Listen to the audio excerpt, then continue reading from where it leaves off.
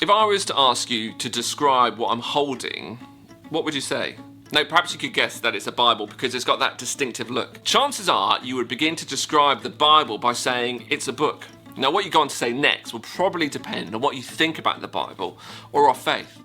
But I think all of us would start by saying it's a book. Now, let me let you into a secret. The Bible isn't a book. Now, I know it looks like one. It's got a cover and it's got pages and chapters. Perhaps you're thinking to yourself, of course it's a book. What's it going on about?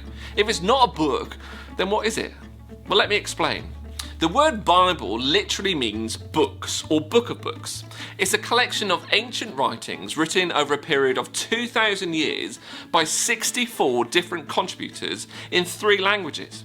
And when poured together, it shows the story of God's ongoing relationship with humankind. It works together to paint the picture of who God is and who we are. And each of these separate pieces come together to reveal God's plans and his purpose for us. The Bible isn't a book. It's way better than a book. Now, the reason we get confused is because many years ago, all these writings were pulled together and printed with a nice cover to make it easy for us to carry around. But it isn't one book. It's a collection of books. Think of it as a library or a bookshelf. Now, thinking the Bible is one book causes us to make 3 mistakes with how we handle it. Firstly, we think we have to read it in the same way we read other books. We start at page 1 and then move to page 2 and continue that progression till we're finished. That's not the best way to read the Bible. Check out our video about how to read the Bible to find out more about this. The second mistake we make is that we assume each page is the same type of literature. We've all learned how to read different types of writing. You read a newspaper in a different way to how you read a storybook. You read a biography in a different way to how you read a comic. These different types of writing are called genres. When you know the genre of what you're reading, you interpret it accordingly. There's a big difference between genres like historical or poetic, instructional, and fantasy. When we view the Bible as one book, we assume the genre stays the same throughout. It doesn't. There are a whole host of genres found within the Bible. Some is narrative, some is story or metaphor, some is historical record, some is poetic. Understanding the specific genre of each book and even each bit is important to help us understand and to interpret what we're reading.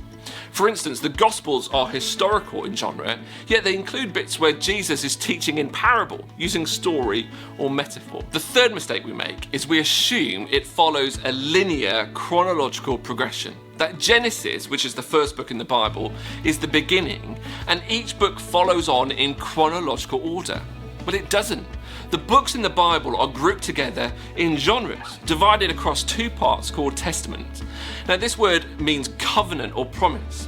The Old Testament is the Old Covenant or Old Promise. It deals with life before Jesus. And the New Testament shows us the New Covenant or the New Promise that we discover as a result of Jesus. Now, the Old Testament is grouped together into 4 main categories. The first 5 books are the Law, sometimes called the Pentateuch, which means 5 books.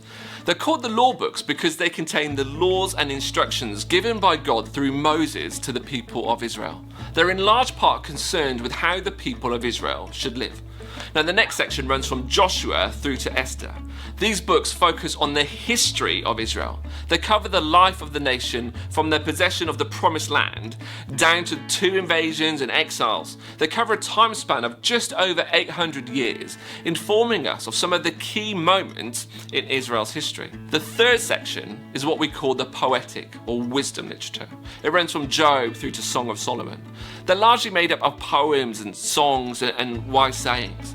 And the fourth section is the prophets. Now, this is split into 2 subcategories, the major and minor prophets, or the former and latter prophets. The first 5 are the major and the last 12 are the minor prophets. Now, this distinction isn't based on importance or value, rather the size of the writings. They are writings by people who God had sent to speak into specific issues in the life of Israel and Judea. But they also point forward to the promise of the Messiah, the coming of Jesus. So if we zoom out, we could say that the law books relates to Israel's moral life. The historical relates to the development of Israel as a nation. The poetic and wisdom relates to Israel's spiritual life, and the prophetic relates to Israel's future life, finding fulfillment in the coming of Jesus. Now, as we jump into the New Testament, we can see that this follows the same pattern of grouping its writings by genres instead of following a chronological approach. It's divided into 3 parts. The first 5 are historical, Matthew through to Acts. Now, these are the Gospels. Acts was written by Luke, and it's part 2 of his Gospel. About 60% of the New Testament is taken up with these writings.